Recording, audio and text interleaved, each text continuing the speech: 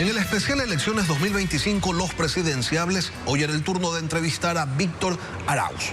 Fue invitado hace 3 semanas, como todos los candidatos, con base en el orden en que aparecen en la papeleta. Y pese a que en principio aceptó, hace 2 días canceló su participación por motivos de agenda, dijo. Hoy en el estudio de Contacto Directo en Quito está Pedro Donoso para analizar otra arista de la campaña presidencial. ¿Qué significa que las preferencias electorales se encuentren polarizadas en 2 candidatos cuando existen 16 opciones? ¿Hay un mensaje de la ciudadanía en esa mirada a apenas 3 semanas de los comicios? Son las dudas que le planteamos al doctor Pedro Donoso, experto en comunicación política, director general de ICARE. Doctor Donoso, buenos días, bienvenido a Contacto Directo. Hola Lenin, muchas gracias por la invitación. Yo pondría en duda finalmente ese estipulado, digamos, ¿no? Es decir, si bien las encuestadoras finalmente nos han demostrado, nos pueden demostrar que la más alta probabilidad, ¿no es cierto?, es que 2 candidatos, digamos, esos 2 candidatos lleguen a la segunda vuelta, hay elementos materiales que podrían demostrar finalmente que eso es solo una probabilidad, es decir, que el electorado podría no estar polarizado. ¿A qué me refiero finalmente? A 3 condiciones materiales, diría yo, ¿no es cierto? El primero es la alta indecisión. A 19 de diciembre, Cedatos publicaba que hay un 61%, de acuerdo finalmente a su encuesta, de indecisos. Después, las encuestadoras dejaron de publicar aquella cifra que es tan importante. Es decir, no basta con que se presente una papeleta y diga, si hoy fueran las elecciones, ¿por quién votarían? Porque no se está preguntando, usted ya tiene decidido su voto. Entonces, si nosotros partimos de esa premisa, hay finalmente la demanda para que no solo 2 candidatos puedan llegar a la segunda vuelta, sino hay 61%, es decir, 6 de cada 10 electores aún no han decidido su voto. El segundo elemento material son 16 candidatos, es decir, hay oferta, digamos, ¿no?, si los podemos analizar así. Y el tercero es lo que no podemos controlar. El Ecuador se caracteriza finalmente por ser un país en donde establecer predicciones es muy complejo, establecer probabilidades es muy complejo, ¿no?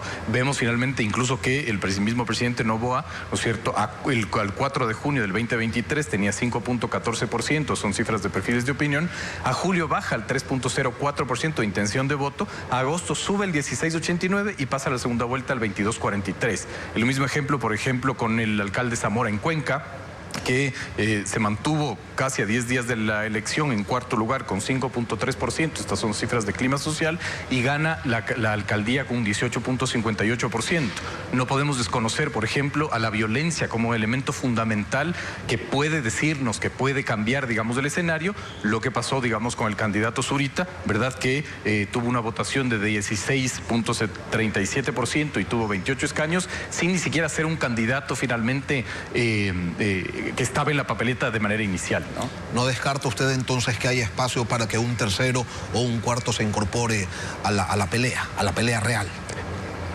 Lo que yo estoy planteando es que hay elementos materiales, ¿no es cierto?, que te pueden decir que esa es una probabilidad. La otra discusión es, ¿están haciendo los otros candidatos lo posible para llegar? Esa es otra discusión, ¿no? Es decir, yo creo que es una probabilidad, ¿no es cierto?, que puede ser de medio a baja, que haya, digamos, un tercero que llegue a la segunda vuelta, pero es una probabilidad real.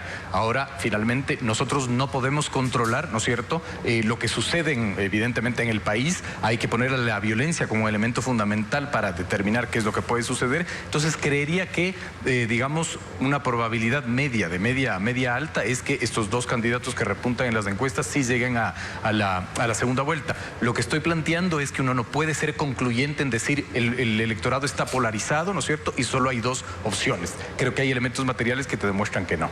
Ahora, ¿cómo se explica que haya una indecisión tan alta con una oferta tan grande y que a la hora de preguntarle a la gente se decante allí sí únicamente por 2 opciones? Es quizás, le consulto, doctor, que la gente se cansó de las siglas, de esas empresas electoreras mal llamadas partidos políticos y de los aventureros de turno. Es quizás que el electorado se hartó de la fragmentación, de esas sábanas largas pero livianas con rostros y no necesariamente con propuestas para sentirse pues convocados. Hay varias hipótesis, es decir, sin evidencia o investigación social es muy difícil concluir. Hay varias hipótesis.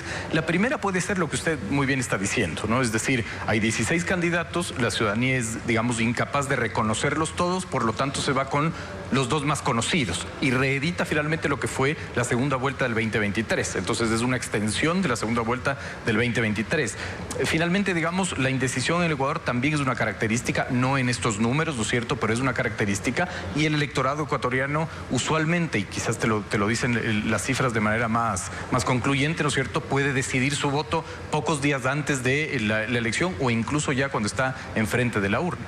Ahora, digamos que la elección no está polarizada, pero sí hay dos candidatos que encabezan. ¿Qué es lo que realmente se está enfrentando allí? Porque no hay ideologías.